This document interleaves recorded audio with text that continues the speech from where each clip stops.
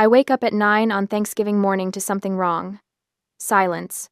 The Kessler family house, our 5-bedroom monument to middle-class aspiration, is never silent on Thanksgiving. Mom should be downstairs already, the kitchen filled with the rich aroma of roasting turkey. Dad should be planted in front of the TV, volume cranked too high on the Macy's parade. Corbin and Sloane should be bickering over who gets the good bathroom first. But there's nothing, just the faint hum of the heating system clicking on.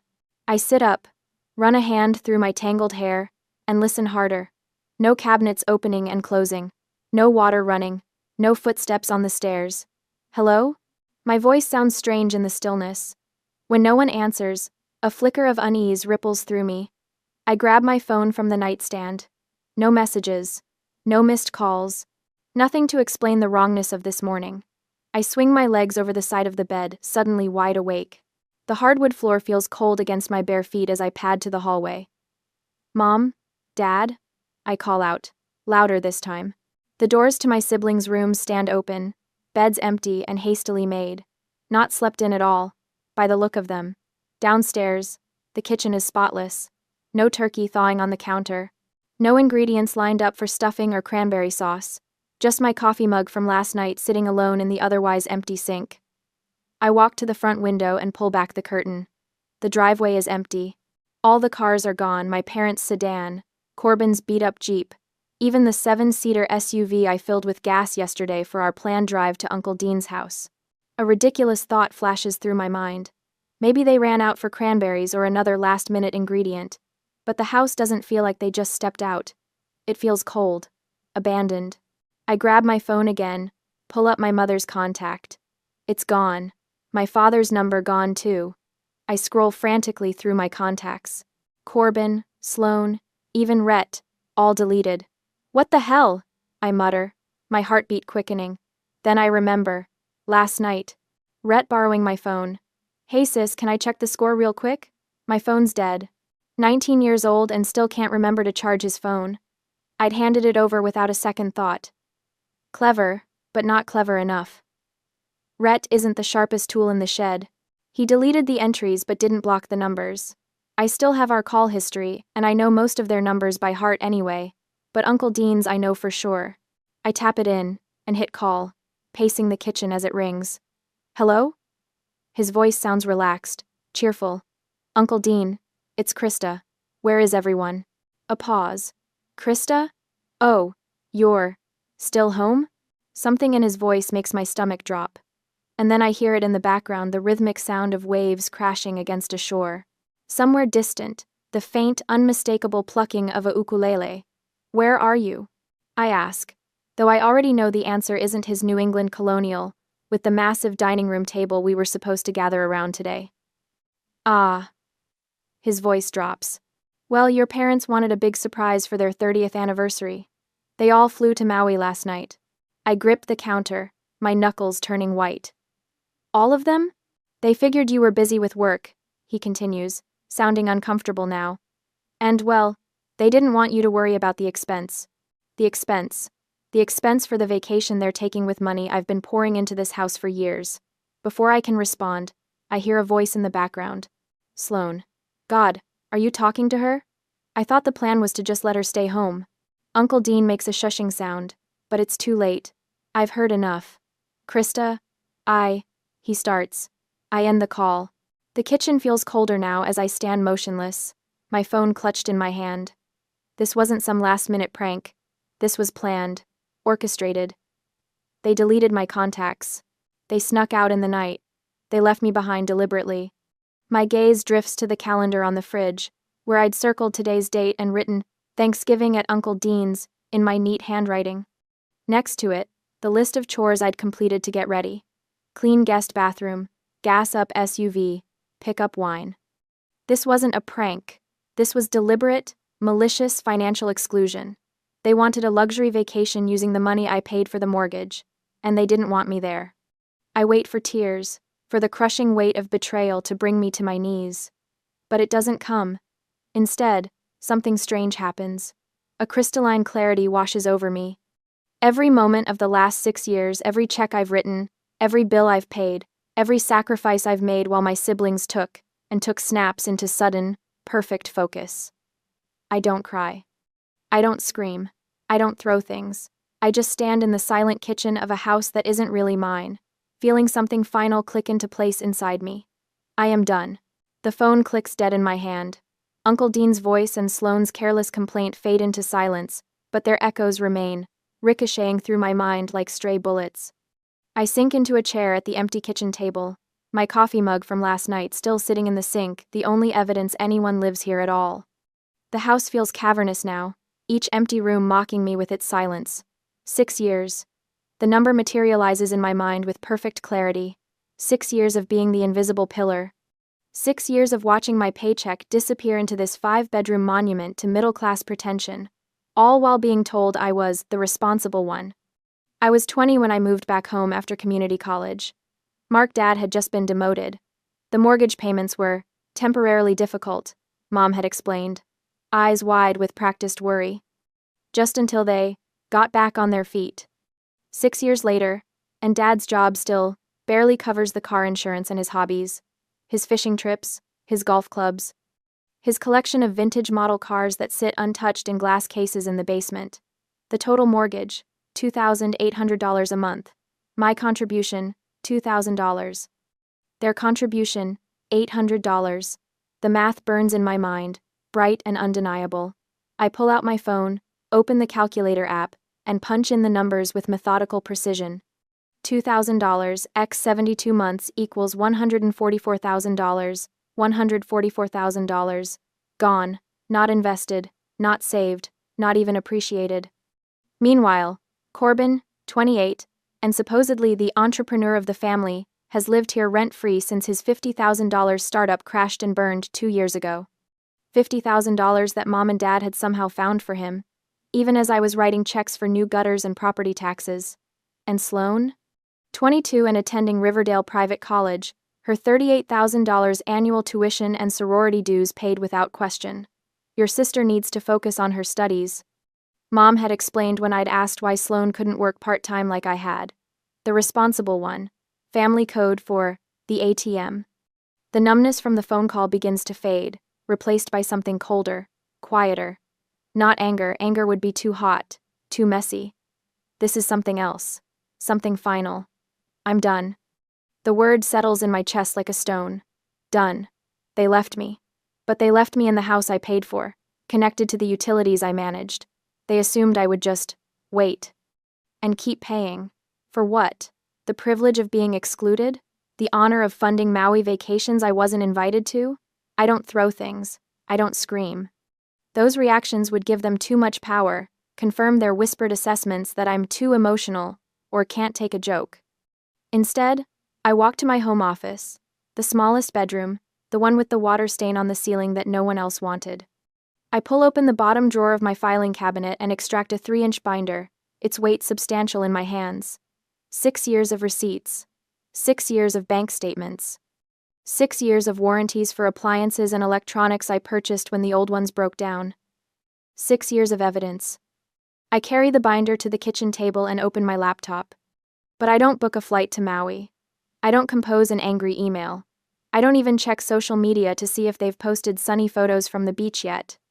I Google local moving companies, immediate availability. Several options appear, but most are closed for the holiday weekend. One company, however, advertises a premium holiday emergency move service. Their rates are double the normal price. I dial the number. Reliable movers. This is Troy. Hi, Troy. I need to move out of my current residence. Tomorrow morning. Is that possible? Troy sounds surprised but professional. Yes, ma'am, but I should warn you our holiday rates are... That's fine. I cut in. I'll need a truck large enough for several major appliances and furniture pieces. We can handle that. 8 a.m. Work for you? Perfect. I hang up and look around the kitchen. The high-end, front-loading washer and dryer I bought last year after Sloane complained the old ones were gross. The 4-door smart fridge I purchased when the original one died during a heat wave. The $900 espresso machine Corbin and Sloane use every morning without ever buying a single bag of coffee. All in my name. All paid for with my money. They wanted to talk about expenses. Let's talk about expenses. I open my laptop again and search for studio apartments within a 30-minute drive of my office. Something becomes available next week, but I find a complex offering immediate move-in for an additional fee. I make the call, put down the deposit, and schedule the lease signing for tomorrow afternoon. Next, I create a detailed inventory of everything I've purchased for this house. The 80-inch 4K TV from the living room, my $2,500 bonus from last year, the high-speed Wi-Fi router and mesh system, the new dishwasher. Item by item, I catalog what's mine. Not in anger, not in vengeance, in simple, cold accounting. 7 days, I think. They'll be gone for 7 days. When they return, expecting the comfort they've always taken for granted, expecting me to have maintained their lives in their absence, they'll find something very different waiting for them. I run my fingers over the binder, feeling the plastic cover, cool and smooth beneath my touch. 6 years of being the responsible one. 6 years of being the invisible foundation that everyone stands on but no one sees. I close the binder. I've been responsible long enough. The moving truck arrives at 8 the next morning. I stand in the driveway, my 3-inch binder tucked under my arm like a shield, watching 3 men in matching blue uniforms climb out. The logo on their truck, Premium Holiday Relocations, cost me triple the normal rate, worth every penny. Miss Kessler? The foreman approaches, clipboard in hand. We're ready when you are. I nod, opening my binder to the tab section marked Purchases. Let's start in the living room. Inside, I point to the 80-inch 4K TV mounted on the wall. That comes down first. The foreman raises an eyebrow at the massive screen. Nice TV. My $2,500 bonus from last March, I say, tapping the receipt in my binder. The paper is crisp, preserved in a plastic sleeve. The bracket stays it came with the house.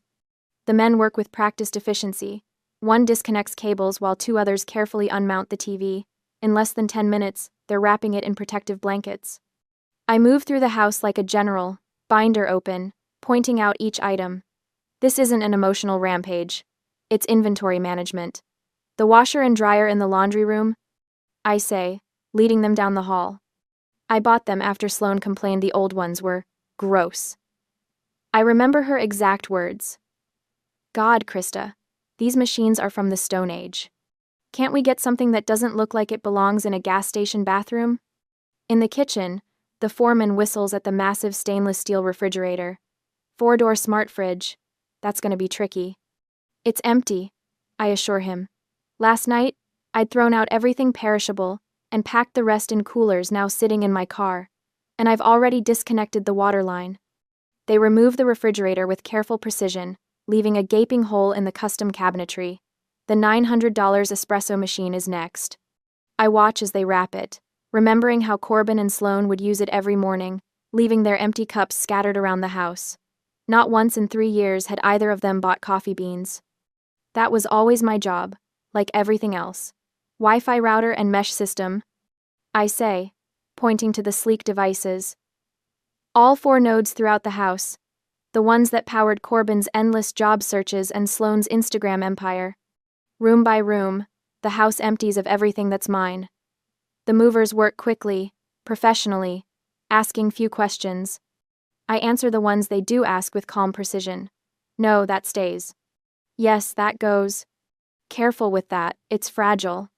By noon, the truck is half full, and the house already feels different. Hollower, lighter. With each item that leaves, a weight lifts from my shoulders. The ghosts that have haunted me, expectations, obligations, guilt, seem to fade with every empty space created. Taking a break for lunch, ma'am, the foreman tells me. I nod and walk through the quieter house while they eat in their truck. My footsteps echo on the hardwood floors now that the area rugs, also mine, are gone. In the living room, the wall looks naked without the TV.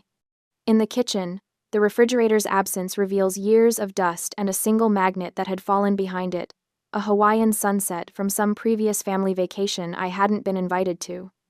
This isn't destruction, I remind myself. This is reclamation. By 4 in the afternoon, they've loaded everything that's mine. I stand in the driveway, signing the paperwork as they secure the truck. Address for delivery? The foreman asks. I give him the information for my new studio apartment. The lease started yesterday, paid 3 months in advance. After they leave, I return to the house. The emptiness is jarring but satisfying. I pull out my phone and start recording, walking from room to room, documenting the condition of the property. No damage to the walls where the TV hung, no scratches on the floors where the furniture slid out, no dents in the door frames. Evidence, just in case. In the kitchen, I open cabinets that now hold only the mismatched mugs and cheap plates my parents had before I started upgrading our home. The pantry contains just the basics: my father's sugary cereals, my mother's diet crackers, the cheap coffee no one actually drinks. Upstairs, I enter what was my bedroom. The bed remains, but the premium mattress I bought last year is gone, leaving just the cheap box spring that came with the house. My dresser is gone. My bookshelf is gone. I sit cross-legged on the floor, open my laptop, and begin making calls. First, to the power company. Yes, I need to cancel service at 1342 Oakwood Lane, I say, voice steady. The account is under Krista Kessler. May I ask why you're canceling, Miss Kessler? The representative asks. I'm moving. Simple. Truthful. I see. There will be a final reading tomorrow, and service will be disconnected by 5 p.m. Is there a forwarding address for the final bill? I provide my new address, then make the same call to the water company, and another to cancel the internet service that powered our whole smart home system. Each call takes less than 10 minutes. Each representative is professionally indifferent to my decision. By 6 p.m., I've made all the calls. Every utility will be shut off within 48 hours before my family returns from their Hawaiian paradise. Night falls. The house is dark except for the single lamp I've left plugged in my room. I shower in the now empty bathroom, dry myself with the one towel I've kept out of my luggage, and sleep on a blanket on the floor of my old bedroom. In the morning, I load my remaining bags into my car. I've left nothing behind that's truly mine. In the kitchen, I place my house keys on the counter. Beside them, I stack the new, unpaid utility bills I collected from the mailbox yesterday. All addressed to Mark and Brenda Kessler. All services they've enjoyed without thought because I handled them. I take one last look around the empty house. 6 years of my life. $2,000 a month.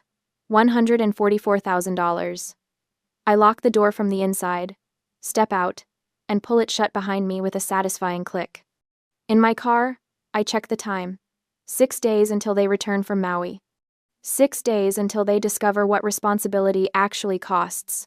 Tick-tock, I whisper as I drive away, heading toward my new, much smaller, infinitely more peaceful home.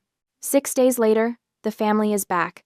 I'm sitting in my new studio apartment when my phone buzzes with a notification from the Ring doorbell app I never deleted. A final loose end I deliberately left untied. The app shows the Kesslers have returned, dragging oversized suitcases up the front walk. Their faces are tanned, their shoulders slumped with travel fatigue. Brenda clutches a pineapple-shaped souvenir. Mark fumbles with his keys. Sloan and Corbin trail behind, still wearing their matching Aloha shirts. Rhett brings up the rear, his neck ringed with a plastic lei. I take a sip of my coffee, turn the volume up on my phone, and watch. Honey, Brenda calls as Mark finally gets the door open. Don't forget the light switch is finicky. They disappear inside. I count down in my head. 3, 2, 1. Mark? Brenda's voice filters through the Ring's microphone. The lights aren't working. Hang on, Mark replies, his voice growing fainter as he moves away from the door. Let me check the breaker. A minute passes. The door remains open, spilling their conversation onto the porch where the Ring camera captures every word. Nothing's working, Mark calls back. The power's out. Did you forget to pay the bill? Brenda asks, irritation edging into her voice. Me? You handle the utilities. I smile as I imagine them standing in the dark hallway, jet-lagged and confused. Corbin pushes past them, phone flashlight activated. His beam sweeps across the living room, then stops. Dad? His voice rises an octave. Where's the TV? The flashlight beam jerks around wildly now, illuminating empty spaces where furniture used to be. What the hell? Mark's heavy footsteps pound across the floor. Sloan screams from the kitchen. The fridge is gone. Everything's gone. I watch as they spill back onto the front porch, faces pale in the dying November sunlight. Brenda's hands shake as she clutches at Mark's sleeve. Someone broke in, she gasps. Call 911. Mark fumbles his phone from his pocket, fingers trembling as he dials. I watch his face contort as he explains the situation to the dispatcher, describing a robbery in progress. Corbin paces the porch, his own phone gripped tightly in his hand. His brow furrows as something occurs to him. "The Ring camera," he says suddenly. "We can check the footage." Of course Corbin would think of that. The tech guy of the family who couldn't even launch a successful startup with $50,000 of funding. I take another sip of my coffee as I watch him tap at his phone, accessing the same app I'm currently using. I know the exact moment he finds the footage from 3 days ago. His face drains of color, mouth dropping open. She took everything," he stammers. The others crowd around his phone. I can picture the video playing on his screen. Me, clipboard in hand, directing the movers as they carefully load the 80-inch TV, the smart fridge, the washer and dryer, the espresso machine. All documented, all organized, all mine. "Krista did this?" Brenda's voice breaks on my name. "But why would she—" "Because she's crazy," Sloane cuts in. "I told you she was getting weird." Mark takes the phone from Corbin, watching the footage with narrowing eyes. When he looks up, his face is rigid with fury. "She can't do this," he growls. "This is our house." I set my phone down on the coffee table of my new apartment and walk to the window. Outside, the November sunset paints the sky in shades of orange and purple. My studio is small, but the light here is beautiful. Clean. Mine. My phone starts buzzing again. Not the Ring app this time, but actual calls. One after another. The same numbers over and over, no contact names attached. I pick it up and look at the screen. 52 missed calls in the span of 10 minutes. Then the texts start flowing in from my mother's number. "Krista, call me. Where are you?" The house was robbed. I set the phone face down on the table and make myself a fresh cup of coffee. The buzzing continues, persistent as a trapped wasp, as I move around my small kitchen. I take my time, measuring the grounds with precision, waiting for the water to reach the perfect temperature. When I return to the window with my steaming cup, a police car is pulling up in front of my building.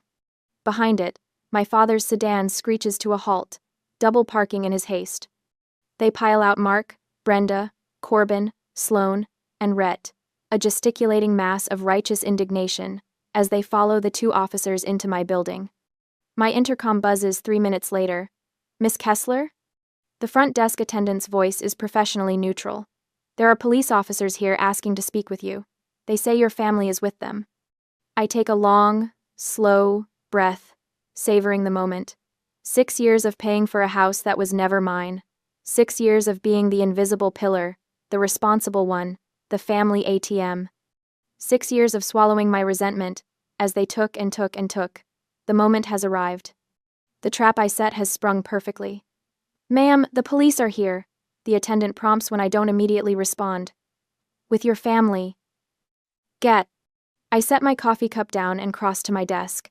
My hand comes to rest on the 3-inch binder filled with receipts, warranties, and bank statements. 6 years of meticulous documentation. 6 years of evidence. "Tell the policemen only they can come in," I reply. I pick up the binder, feeling its reassuring weight in my hands. I don't rush. This moment belongs to me. The knock comes at exactly 4:17 p.m. 2 sharp raps, official and unyielding. I've been expecting this since the building manager called. "Ma'am, your family downstairs is claiming you've stolen their television and appliances." The officer's voice is neutral, professional. He's young, maybe 30, with close-cropped hair and a name tag reading, Officer Brennan. His partner, older with salt and pepper hair, stands slightly behind, watching my face for a reaction. I don't give him one. "Please come in," I say, stepping back from my apartment door. "I have coffee." The studio is small but immaculate. My 80-inch TV dominates one wall, the espresso machine gleams on the counter. Everything, I took everything that was mine, fits perfectly in this space. I've been waiting for this moment for 9 days. "Black or cream?" I ask, pouring from the carafe. "Black, thank you," Officer Brennan says, his eyes scanning the apartment. I hand him the mug, then reach for my 3-inch binder sitting ready on the counter. The weight of it is reassuring in my hands. 6 years of meticulous documentation. 6 years of receipts, bank statements, and warranties, all organized by date, item, and payment method. This should clarify things, I say, handing him the binder. The lead officer takes it, balancing his coffee in one hand. He flips it open, his expression unchanging as he turns the plastic-protected pages. He pauses at the invoice for the TV. This is the television they're referring to? The 80-inch 4K? Yes, I reply, purchased with my year-end bonus, $2,500 plus tax. He nods, flipping more pages. His finger traces down a highlighted bank statement, then stops at a warranty card with my name printed clearly on it. He finds the bill of sale for the fridge, pauses at the washer and dryer documentation, raises an eyebrow at the espresso machine receipt. The older officer leans in, murmuring something I can't hear. Officer Brennan nods, then closes the binder. Everything appears to be in your name, Miss Kessler, he says, handing it back. His eyes meet mine, and I see something shift there, a reassessment. Ma'am, do you want us to file a harassment report on your behalf? The question hangs in the air between us. 6 years of silent contribution, 6 years of being the responsible one, the ATM. 6 years of watching Corbin waste $50,000 on a startup that never started up. 6 years of Sloane's private college tuition and sorority dues being paid without question, while I covered mortgage payments that should have been my parents' responsibility. No, I say finally. That won't be necessary. He nods, understanding in his eyes. We'll take care of it. Thank you for the coffee. I don't follow them to the door. I don't need to watch what happens next. Through my open window, I hear the commotion 3 floors down. My father's voice, rising in indignation. My mother's tearful protests. It's a civil matter. Officer Brennan's voice carries up clearly. She has provided documentation of ownership for all items in question. You need to leave the property now, or be cited for trespassing. Silence follows, then the slam of car doors. I close my window. 3 weeks later, I'm pushing my cart through the produce section of Greenway Market when I spot them. Corbin and Sloane, huddled near the organic apples, scanning the store, waiting for me.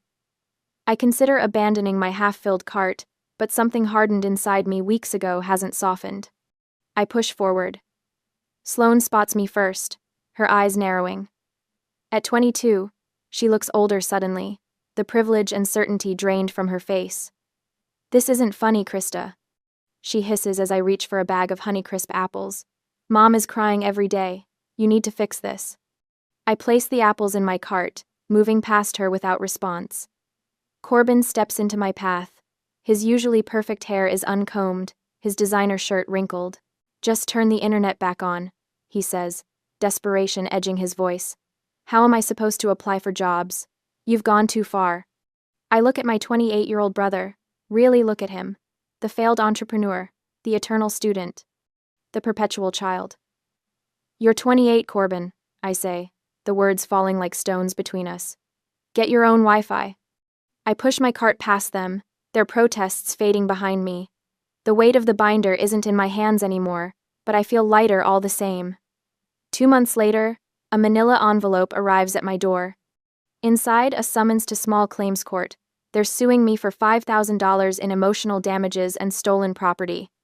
My mother's signature on the complaint form is shaky but determined. They tried everything else. This is their last stand. The courtroom is smaller than I expected, with worn wooden benches and fluorescent lights that buzz overhead. My parents sit across the aisle, not looking at me. Corbin and Sloane aren't here. Perhaps they couldn't be bothered to wake up in time for the 9 a.m. hearing. Kessler versus Kessler, the clerk calls. We approach the bench. My father speaks first, a carefully rehearsed speech about family obligations and property rights. He mentions the house, their house, and how I abandoned them without warning. He talks about the difficulties they've faced without proper appliances, about the emotional toll, about my theft of family items. When he finishes, the judge turns to me. And your response, Miss Kessler? I don't speak. Instead, I place my 3-inch binder on his desk. The sound it makes is final, definitive. He opens it, frowning slightly at first, then with increasing interest as he turns the pages. 5 minutes pass in silence as he reviews bank statements, receipts, and utility bills in my name. Mr. Kessler, he says finally, closing the binder. These items appear to be legally purchased and owned by your daughter. Furthermore, I see evidence here that she contributed $2,000 monthly toward your mortgage for 6 years while living in your home. Is that correct? My father shifts uncomfortably. Well, yes, but.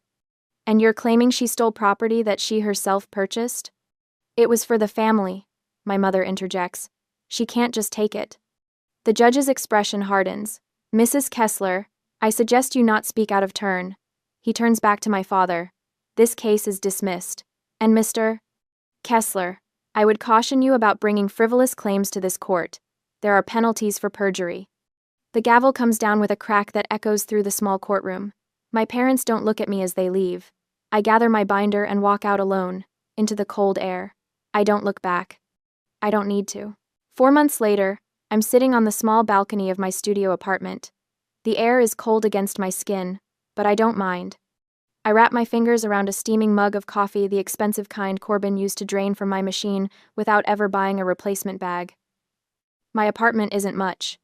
400 square feet that would fit inside the Kessler family living room with space to spare. But every inch of it is mine. Every utility bill has only my name on it. The silence here isn't the hollow absence of people who should be present. It's peace earned and protected. Uncle Dean called last week. He waited until he knew I'd be home from work, his voice careful when I answered. The house is gone, he said without preamble. Foreclosed after 3 months. They couldn't make the payments. I took a sip of tea, letting the information settle. Where are they living now? 2-bedroom rental across town. Mark and Brenda took the master. Rhett's on the couch. Sloan and Corbin are sharing the 2nd bedroom. He paused. Sloan had to leave Westlake. She's at community college now. Westlake University. $45,000 a year in tuition alone. Sorority dues on top of that. All while I quietly transferred $2,000 to my parents' account every month for 6 years. Krista, they're really struggling, Uncle Dean said, his voice dropping into that guilt-inducing register family's perfect over generations.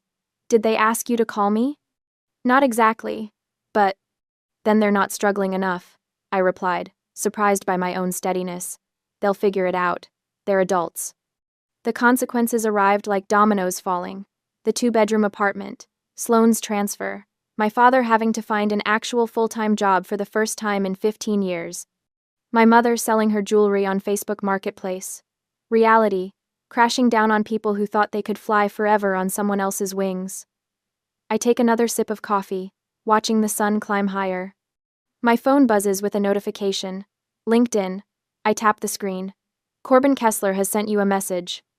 I open it with mild curiosity. Hey sis, hope you're doing well. Listen, I've got an interview at Meridian Tech next week. Any chance you could be a reference? You know how reliable I am when I put my mind to something. I stare at the message, my finger hovering over the screen. 28 years old, and still convinced the world owes him a cushioned landing. I click ignore, then block his profile for good measure.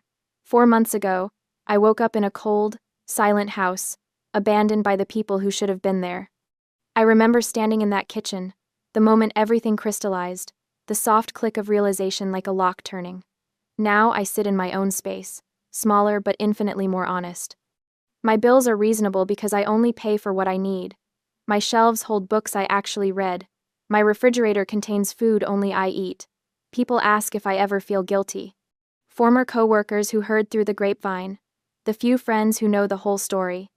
They want to know if I wonder whether I went too far, if I think about my family struggling in their cramped apartment while I sit here with my expensive coffee maker and my quiet mornings. I take a final sip, letting the rich flavor linger on my tongue. No, I don't. For the first time in my life, the silence is actually mine.